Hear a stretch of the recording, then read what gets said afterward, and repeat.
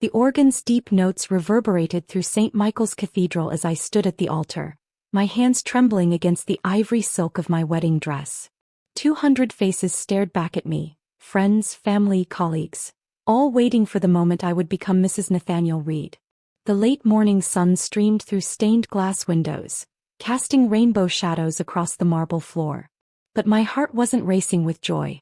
It was hammering with a terrible, crushing knowledge that threatened to split me in two.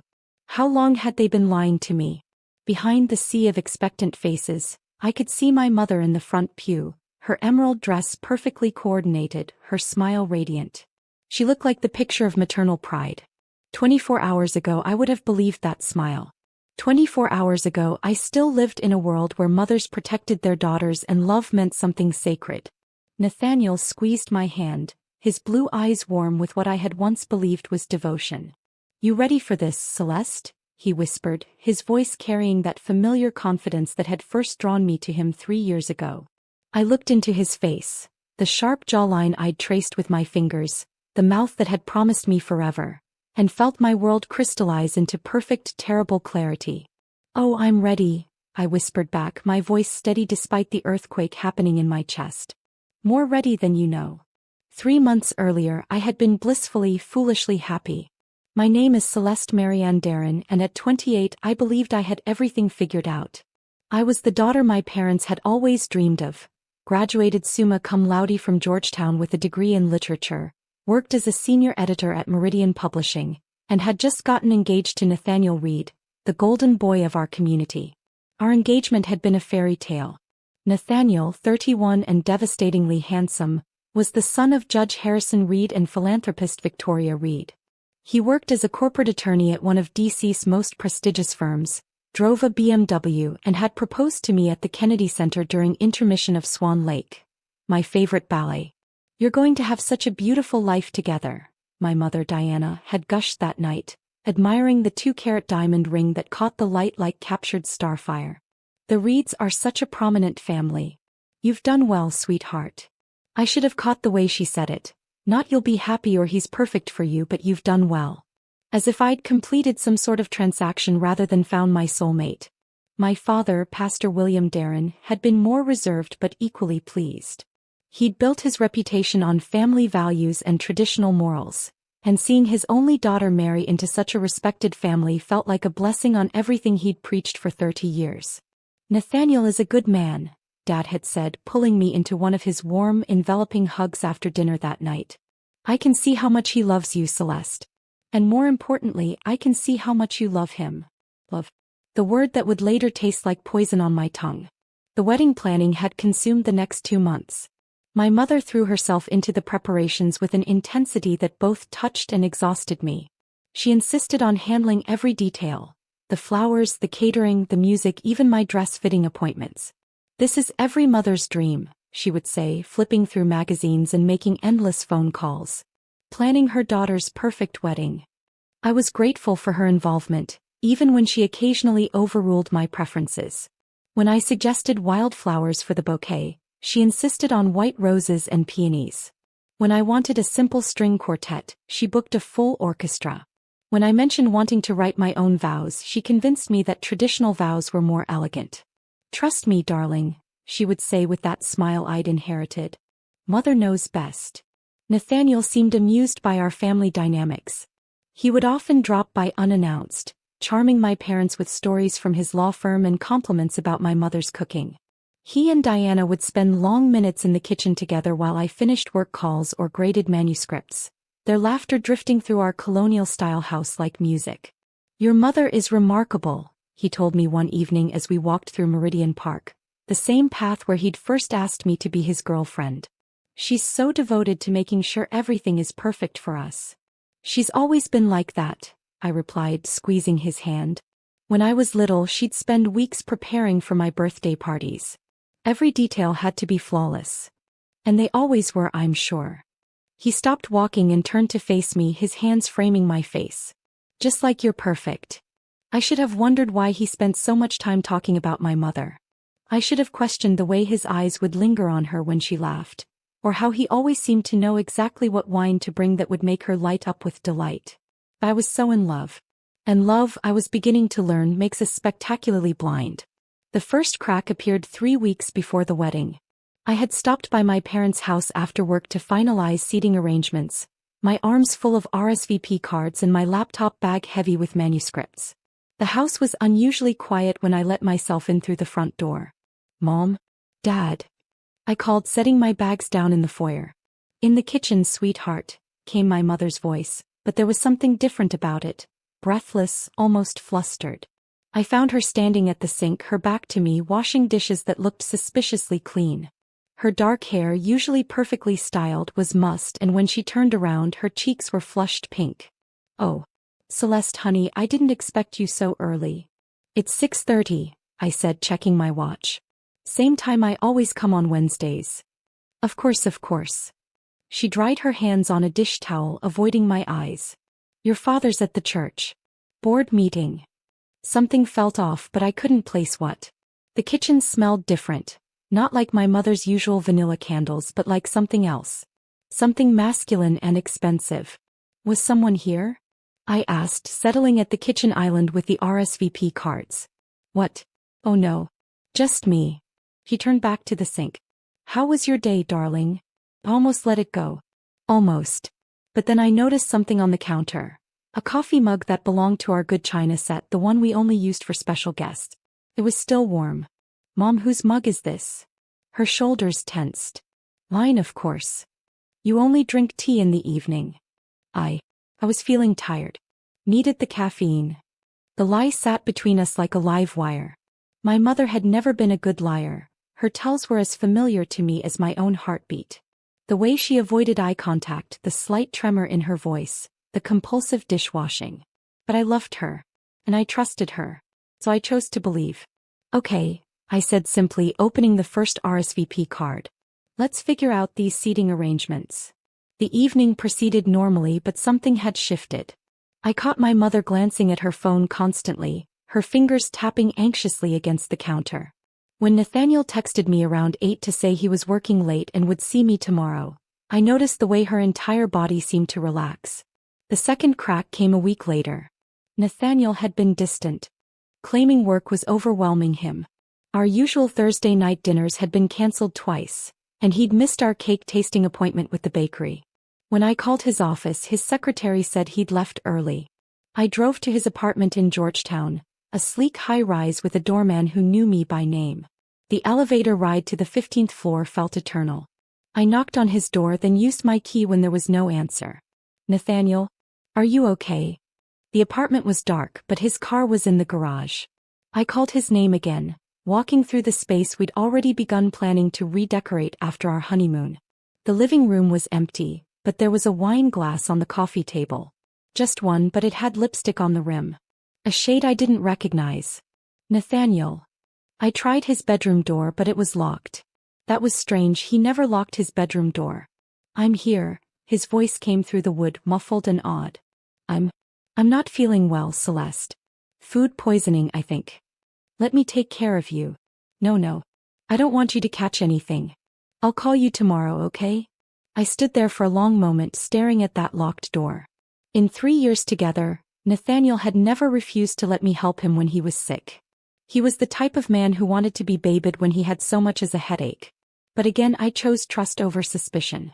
"Feel better," I said to the door. "I love you." "Love you too." The words came a beat too late. The truth has a way of revealing itself, like water finding cracks in a foundation. 2 days before my wedding, it came flooding through. I was at the office trying to focus on a manuscript about medieval poetry when my phone rang. The caller ID showed my mother's number. "Celeste, darling, I need a favor." "Of course. What's wrong?"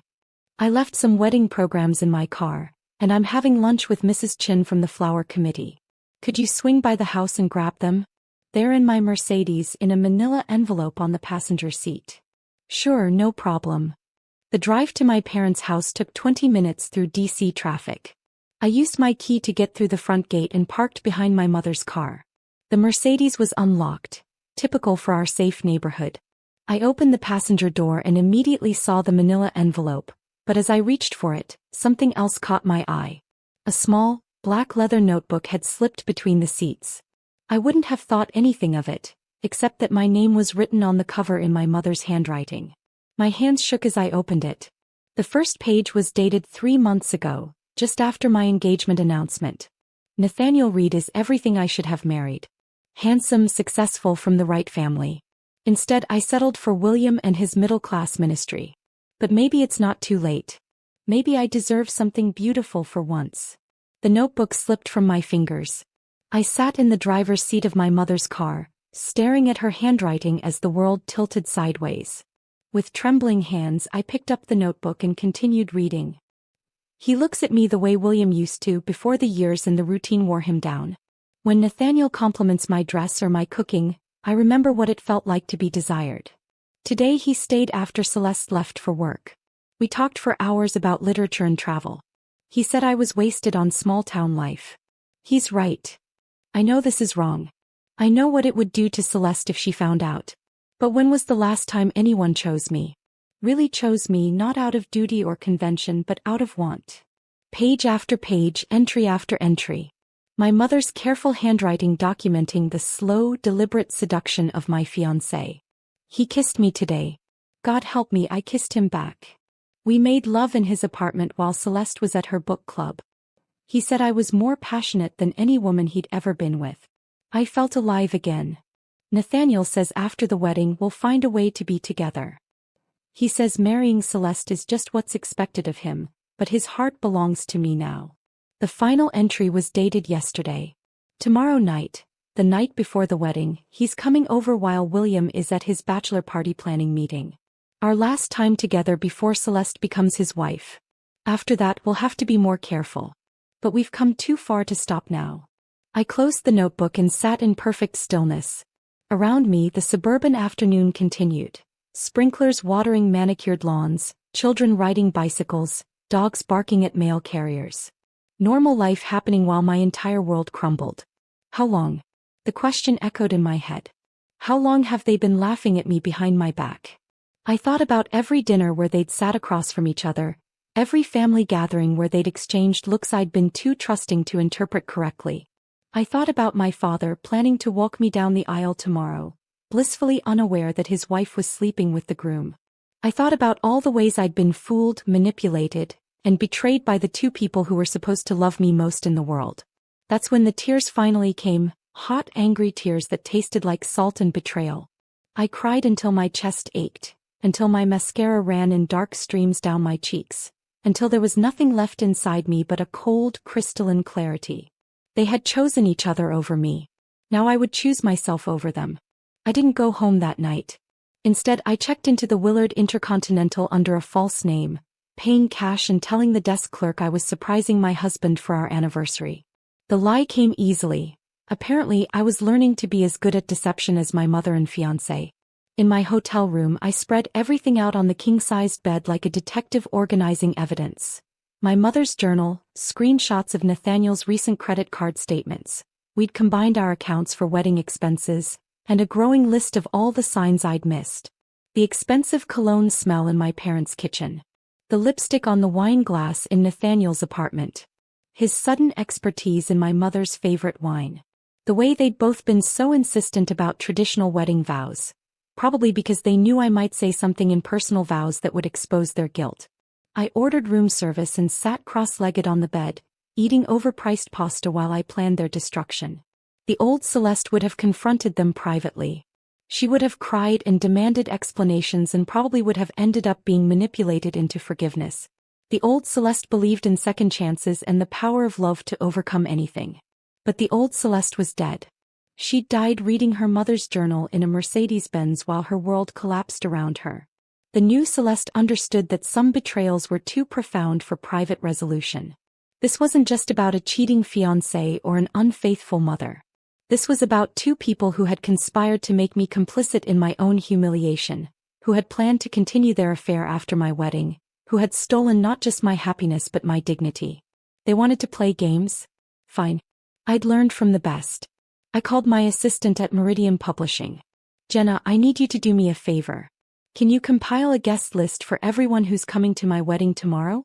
Email addresses, phone numbers, social media handles, everything. Of course. Is everything okay? Everything's perfect. I said, and for the first time in days I meant it. I just want to make sure everyone has all the information they need for tomorrow. Next, I called my college roommate Priya, who worked as a freelance journalist in New York. Celeste. Oh my God, your wedding is tomorrow. Are you freaking out? I am so excited. Priya, I need a favor. And I need you not to ask questions. Okay. Her voice grew cautious. What kind of favor? I need you to be at St. Michael's Cathedral tomorrow with your camera and your press credentials. Something newsworthy is going to happen and I want it documented. Celeste, you're scaring me. I'm not the one who should be scared. The final call was the hardest. I dialed my father's number, knowing he'd be home from his bachelor party planning meeting. Celeste. Sweetheart, you shouldn't be calling me. Isn't it bad luck for the father of the bride to talk to his daughter the night before the wedding? Dad, I said, and my voice broke just slightly. I love you. No matter what happens tomorrow, I need you to remember that I love you and that none of this is your fault. Honey, you're worrying me. What's wrong? Nothing's wrong, Dad. Everything's finally going to be right. After I hung up, I sat in the hotel room silence for a long time, thinking about justice and revenge and the difference between the two. Revenge was about causing pain. Justice was about revealing truth. Tomorrow I would serve justice with a smile. Before we continue, please write in the comment which country you are watching this video. We love knowing where our global family is tuning in from. And if this is your first time on this channel, please subscribe. Your support helps us bring even more epic revenge tales of life. Enjoy listening. I woke up at dawn and ordered coffee from room service, sitting by the window in my hotel bathrobe while the sun painted Washington, D.C. in shades of gold and pink. In 6 hours I was supposed to become Mrs. Nathaniel Reed. Instead, I was about to become something much more powerful. A woman who refused to be anyone's fool. My phone had been buzzing all morning with texts from my mother. Good morning, beautiful bride. I hope you slept well. I can't wait to see you walk down that aisle today. The flowers are perfect, the musicians are setting up, and I confirmed with the photographer. Everything is exactly as it should be. I love you so much, sweetheart. Today is going to be the most beautiful day of your life. Each message felt like a knife wrapped in silk. At 9, I took a long shower, letting the hot water wash away the last traces of the woman I used to be. When I stepped out, I looked at myself in the bathroom mirror. Really looked, maybe for the first time in months. My dark hair so much like my mother's. My blue eyes inherited from my father. My face, which had always been called pretty but never remarkable. Today I would be remarkable. I drove to the cathedral slowly, taking the long way through downtown D.C. The morning was crisp and clear, perfect wedding weather. St. Michael's Cathedral looked magnificent in the morning light, its Gothic spires reaching toward heaven like prayer-made stone. Cars were already arriving. Early guests, vendors, family members getting ready for what they thought would be a celebration. I parked in the lot behind the cathedral and sat for a moment, watching people I'd known my entire life bustle around in preparation for my special day. Mrs. Chin from the Flower Committee. Mr. Rodriguez, who'd been our neighbor for 20 years. Nathaniel's law school friends, laughing and adjusting their ties. All these people who cared about me, who had taken time out of their Saturday to witness what they believed would be the beginning of my happily ever after. They deserved to know the truth too. I gathered my wedding dress, shoes and makeup bag, and walked into the cathedral through the side entrance that led to the bridal preparation room. The small space was already bustling with activity. My matron of honor, Kathleen, was hanging up her dress, and my 2 bridesmaids were setting up a coffee station and arranging flowers. Celeste.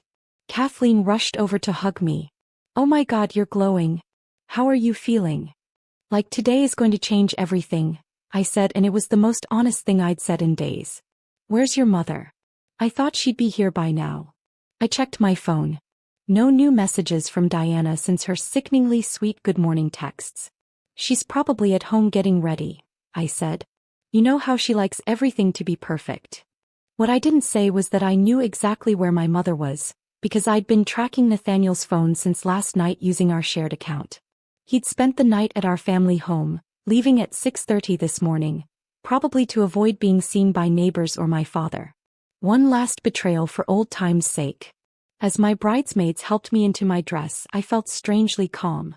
The ivory silk slipped over my skin like armor, and when they fastened the dozens of tiny pearl buttons up my back, I felt myself transforming into someone new. Someone stronger. The dress had been my mother's choice, of course. A traditional A-line gown with long sleeves, a cathedral train, and enough beadwork to rival a constellation. I'd wanted something simpler, more modern, but Diana had insisted. "This dress will photograph beautifully," she'd said during the fitting. Classic elegance never goes out of style. Now I understood why she'd been so invested in how I looked. She needed me to look perfect for the photographs that would document her son-in-law's humiliation. Kathleen pinned my veil in place, the same fingertip-length veil my grandmother had worn. "You look absolutely stunning, Celeste. Nathaniel is going to die when he sees you." "I certainly hope so," I murmured. At 11:30, the photographer arrived to take pre-ceremony shots. I smiled and posed, letting him capture what he thought were images of bridal joy but were actually photos of a woman preparing for war. At 11:45, my father arrived. "Hi, beautiful girl." Dad stood in the doorway of the bridal room, resplendent in his formal black tuxedo, his silver hair perfectly styled. At 58, Pastor William Darren was still a handsome man, tall, dignified, with the kind of genuine warmth that had made him beloved by our congregation for decades. He was also a man whose world was about to collapse. "You look radiant, sweetheart," he said, his eyes growing misty. "I can hardly believe my little girl is getting married." The bridesmaids and photographer tactfully stepped aside to give us privacy. I took my father's hands, these strong, gentle hands that had blessed countless couples, that had held me when I scraped my knees as a child, that had taught me to drive and to pray and to believe in goodness. "Dad, I need to tell you something before we walk down that aisle." "Of course, honey." "What is it?" I pulled my mother's journal from my bridal bag and placed it in his hands. "I found this in Mom's car yesterday." He looked confused as he opened it, but I watched his face change as he began to read. The color drained from his cheeks, his lips parted slightly, and his hands began to tremble. "Celeste." His voice was barely a whisper. "This can't be. Your mother would never." "Read the dates, Dad. Read all of it." He sank into a chair, still holding the journal, his eyes scanning page after page of his wife's betrayal. I knelt beside him, my wedding dress pooling around us like spilled cream. "How long have you known?" he asked finally. "Since yesterday." "I'm sorry, Dad." "I'm so sorry." He looked up at me, this man who had built his entire ministry on the sanctity of marriage and family, and I saw something break behind his eyes. "What are we going to do?" he whispered. "We're going to walk down that aisle," I said firmly. "We're going to let everyone see exactly who Diana Darren and Nathaniel Reed really are." "Celeste, no. Think about this. The scandal, the humiliation. The humiliation isn't ours to carry, Dad. It's theirs." He stared at me for a long moment, and I could see him grappling with 30 years of conditioning that said family problems should be handled privately, quietly, behind closed doors. "There are 200 people out there," he said. 200 people who love us and deserve to know the truth before they witness what they think is a sacred ceremony. Your reputation. My reputation will be that I refuse to be made a fool of. That I chose dignity over silence. A knock at the door interrupted us. "5 minutes, everyone," called the wedding coordinator. Dad stood up slowly, his legs unsteady. For a moment I was afraid he might collapse right there, but he straightened his shoulders and looked at me with something like pride. "You're braver than I ever was," he said quietly. "I learned from the best."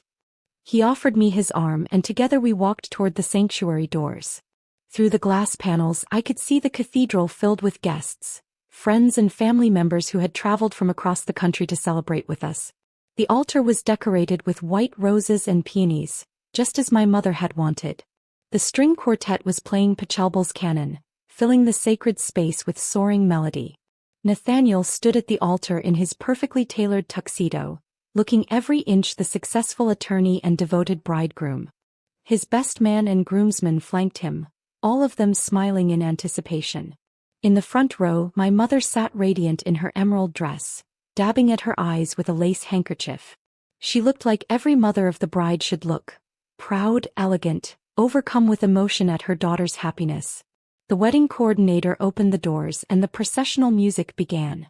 My bridesmaids walked down the aisle in their soft pink dresses, smiling at guests and taking their places at the altar. Then the music swelled into the bridal march and every person in that cathedral rose to their feet. "Ready?" Dad whispered. I squeezed his arm. "Ready." We stepped into the sanctuary and I felt 200 pairs of eyes turn toward us. Cameras flashed. People smiled and whispered about how beautiful I looked. Nathaniel's face lit up when he saw me, his blue eyes warm with what looked like genuine love.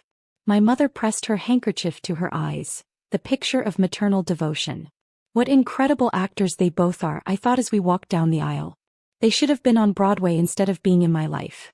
We reached the altar and Dad placed my hand in Nathaniel's before taking his seat. The gesture that was supposed to symbolize one man giving his daughter to another. Instead, it felt like I was being handed over to my enemy. "Dearly beloved," Pastor Jenkins began, his voice carrying easily through the cathedral's sound system, "we are gathered here today to witness the union of Nathaniel William Reed and Celeste Marianne Darren in holy matrimony." I let him speak, following along with the traditional ceremony, waiting for my moment. Nathaniel squeezed my hand and I squeezed back. In the front row, my mother watched with glowing pride. They had no idea what was coming. Marriage is not to be entered into lightly but reverently, deliberately, and in accordance with the purposes for which it was instituted by God. How appropriate, I thought. Let's talk about reverence and God's purposes. If there is anyone present who has just cause why these two should not be joined in marriage, let them speak now or forever hold their peace. This was it. The moment I'd been planning for. The moment when I could have spoken, could have revealed everything right then and there. Instead, I remained silent. I let Pastor Jenkins continue through the vows, the ring exchange, all of it. I wanted them to feel safe. I wanted them to think they'd won. "Nathaniel," Pastor Jenkins said, "do you take Celeste to be your lawfully wedded wife, to have and to hold in sickness and in health, for richer or poorer, for better or worse, forsaking all others until death do you part?" Nathaniel looked into my eyes, his voice strong and clear. "I do. Forsaking all others." The lie was so brazen it almost made me laugh. "Celeste, do you take Nathaniel to be your lawfully wedded husband, to have and to hold in sickness and in health, for richer or poorer, for better or worse, forsaking all others until death do you part?" This was my moment. The moment to say, "I do," and become complicit in my own deception, or the moment to burn their world down with the truth. I looked out at the congregation, all these faces filled with expectation and joy. I looked at my father in the front row, his eyes encouraging me to be strong.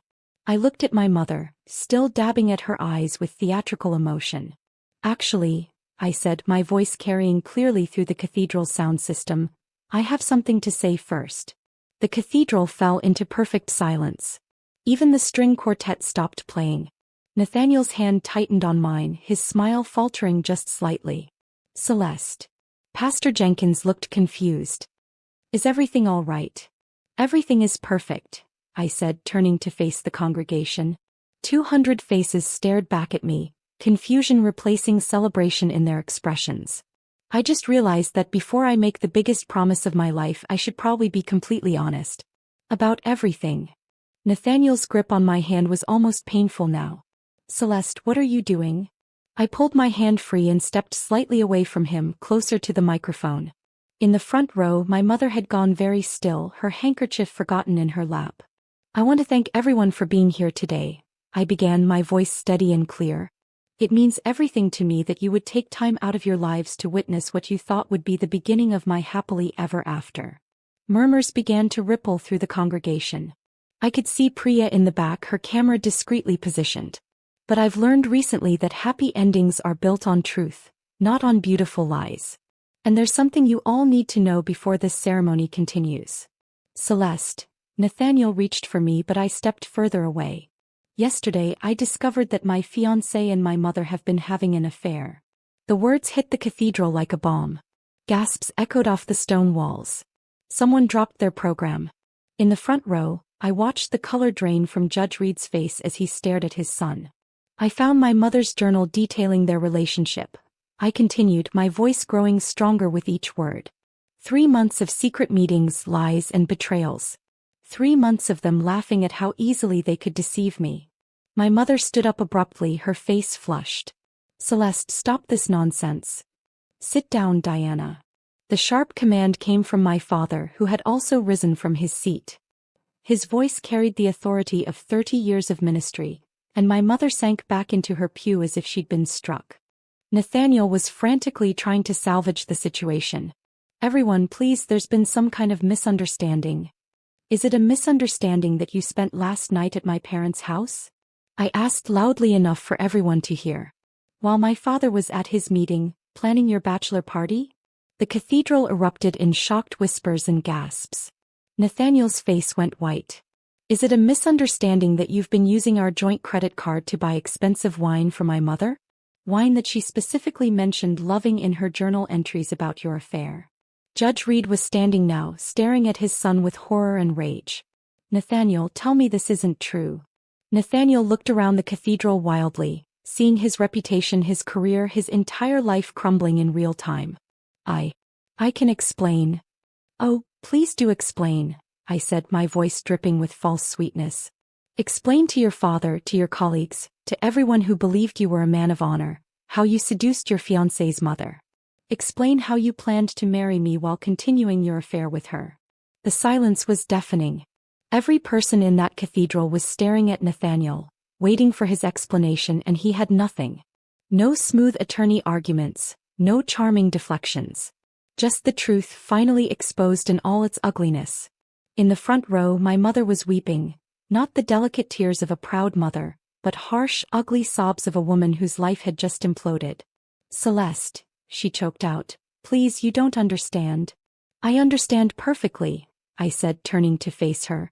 "I understand that you decided your daughter's happiness was a fair price to pay for feeling desired again.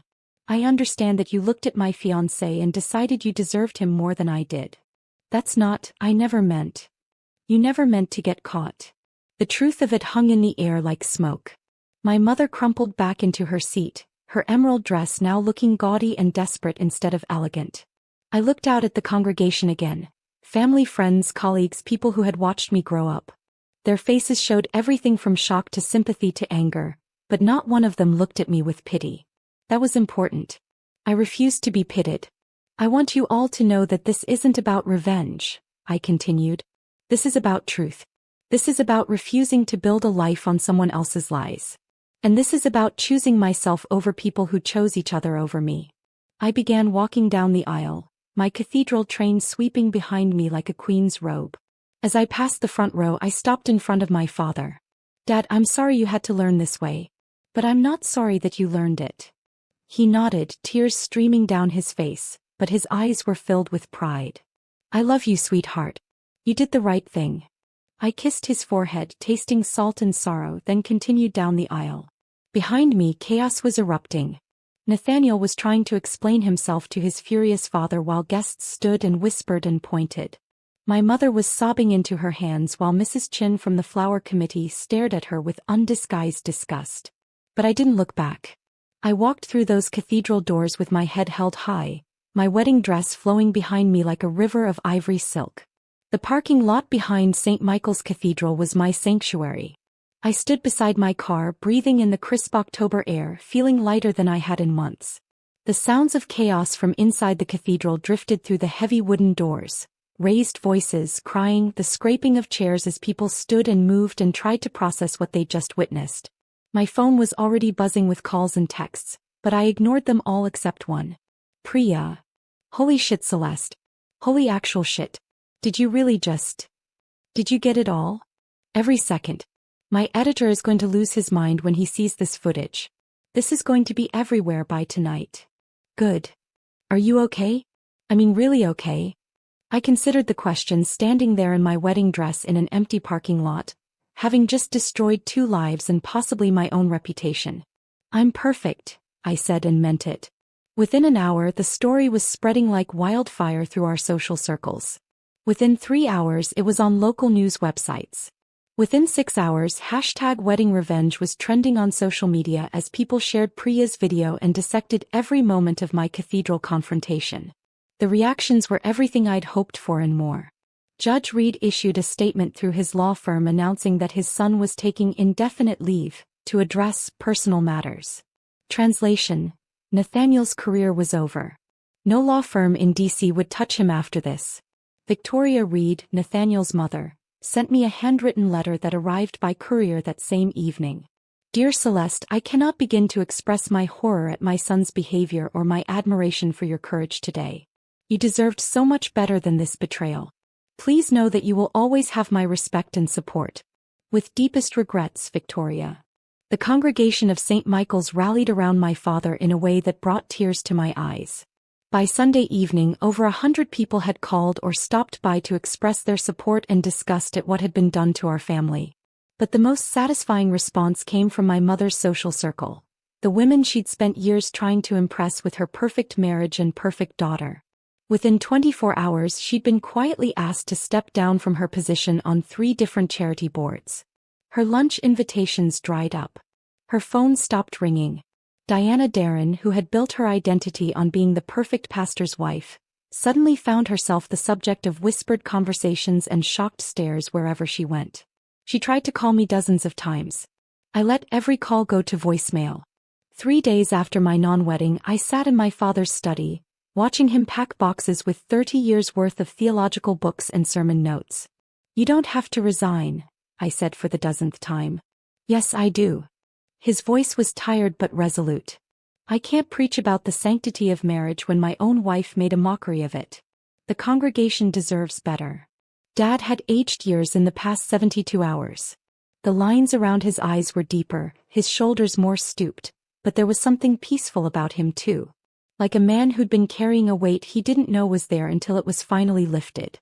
What will you do? I've been offered a position at a small church in Vermont. Interim pastor while they search for someone permanent. It'll give me time to figure out what comes next. And Mom. His face hardened. Your mother has made her choices.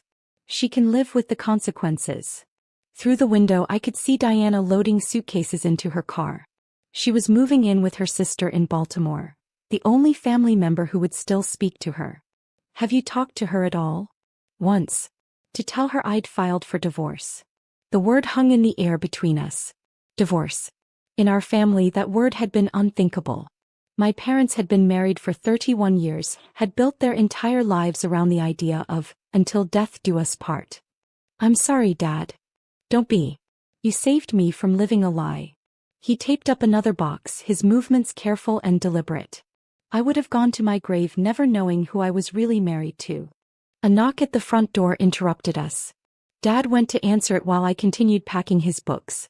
I could hear low voices in the hallway, then footsteps approaching the study. Celeste. Dad appeared in the doorway with Judge Reed behind him. Harrison Reed looked like he'd aged as much as my father. His usually immaculate appearance was rumpled, his eyes hollow with exhaustion and shame. Judge Reed. I stood up, smoothing my jeans. I'm surprised to see you. I needed to apologize, he said simply. For my son. For what he put you through. For what he put both our families through. I studied his face, looking for signs of blame or resentment, but found only genuine remorse. Thank you. But you're not responsible for Nathaniel's choices. Aren't I? His laugh was bitter. I raced him to believe he was entitled to whatever he wanted, that his charm and good looks would get him out of any trouble. I created the man who betrayed you. No, I said firmly. You raised a son. He chose to become a man without honor. That's on him. Judge Reed nodded slowly. Victoria and I are getting counseling. Trying to figure out where we went wrong, how we failed him so completely. Don't let his failures define your marriage, I said. Some people are just broken inside. It doesn't mean everyone who loved them is broken too. He studied me for a long moment. You're remarkable, you know that? Most people would be destroyed by what happened to you. Instead, you're offering wisdom to a foolish old man. I learned from the best, I said, glancing at my father. After Judge Reed left, Dad and I finished packing in comfortable silence. As the sun began to set, painting his study in shades of gold and amber, he closed the last box and looked around the room that had been his sanctuary for over a decade. Any regrets? I asked. About the divorce? About leaving? No. He paused. About raising a daughter brave enough to choose truth over comfort? Never. 6 months later, I stood in the gardens behind my new apartment in Alexandria, Virginia, watching spring emerge from winter's grip.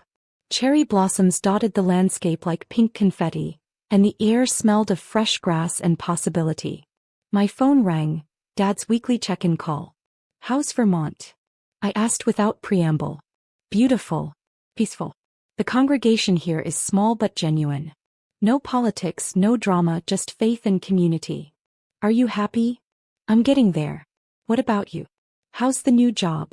3 months ago, I'd been offered a position as senior editor at a prestigious publishing house in New York. The salary was substantial, the work challenging, and best of all, it was 300 miles away from the wreckage of my old life. "I love it," I said honestly. "The city, the work, the anonymity. I can walk down the street and just be Celeste, not that woman from the wedding video." "Good. You deserve a fresh start." The wedding video had eventually faded from viral status, replaced by newer scandals and fresher drama.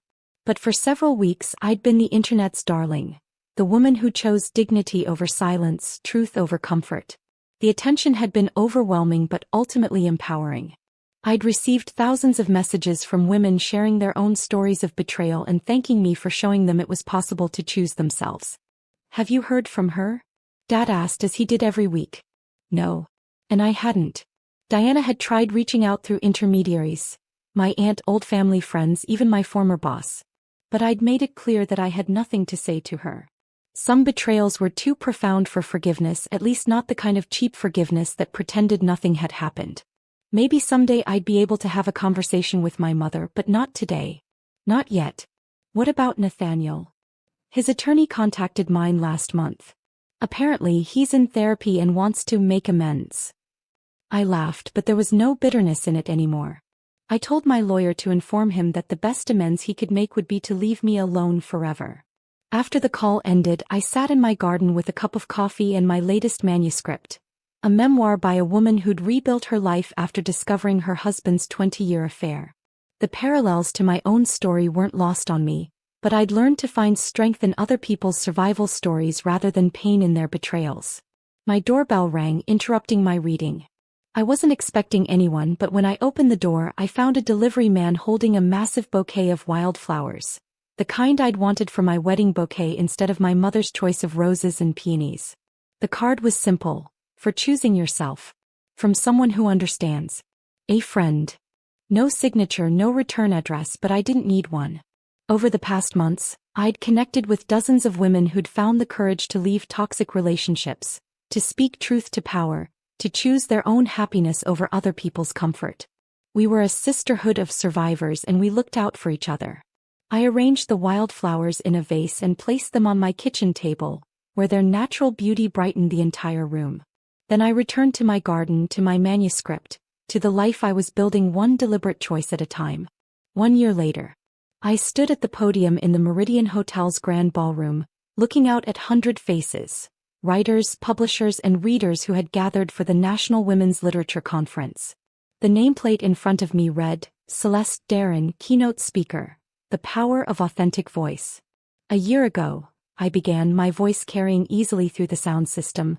I stood at an altar in front of 200 people and made a choice that changed everything. Not the choice everyone expected me to make, but the choice that honored who I really am. In the audience, I could see women nodding, leaning forward in their seats. My story had become a touchstone for many, not because of the drama or the revenge, but because of the deeper truth it represented. We're taught from childhood that keeping the peace is more important than keeping our dignity, that being nice is more valuable than being honest, that other people's comfort matters more than our own truth. I paused, thinking of that morning in the hotel room, when I'd looked at myself in the mirror and decided to become someone new. But here's what I learned. When you choose truth over comfort, when you choose yourself over people who have chosen to betray you, you don't just change your own life. You give permission to everyone watching to do the same. The applause was warm and sustained. After my speech, dozens of women approached me to share their own stories of choosing courage over silence, authenticity over approval. Late that night, I sat in my hotel room with a glass of wine, scrolling through messages from women who'd watched my conference speech online. Their words were variations on the same theme. Thank you for showing me it was possible. Thank you for choosing truth.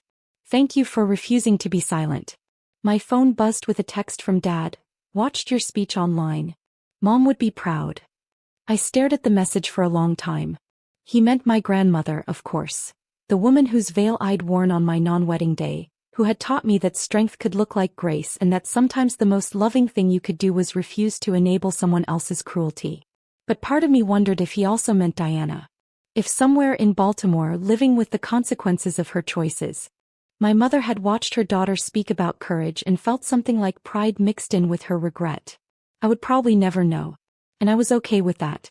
Outside my hotel window, New York City sparkled like scattered diamonds against black velvet. Somewhere in that maze of lights were millions of people making choices. Some brave, some cowardly, some that would change everything. I raised my wine glass in a silent toast to all of them, but especially to the ones who would choose themselves when the world told them to choose silence. The ones who would speak truth when speaking lies would be easier. The ones who would walk away from beautiful prisons disguised as happily ever after. Here's to the ones who choose freedom, I thought. Even when freedom looks like standing alone at an altar, telling the truth to people who would rather believe the lie. I finished my wine, closed my laptop, and prepared for bed. Tomorrow I would fly back to my life in New York. My job, my apartment, my garden of wildflowers. The life I had built not on someone else's foundation, but on my own unshakable truth. And if that wasn't a happily ever after, it was something even better. A beginning that belonged entirely to me. Sometimes the greatest revenge is not destruction but liberation. Sometimes the most powerful thing a woman can do is choose herself when everyone else expects her to choose silence. And sometimes the best happily ever after is not the one you planned, but the one you create when you finally learn to value your own truth above everyone else's comfort.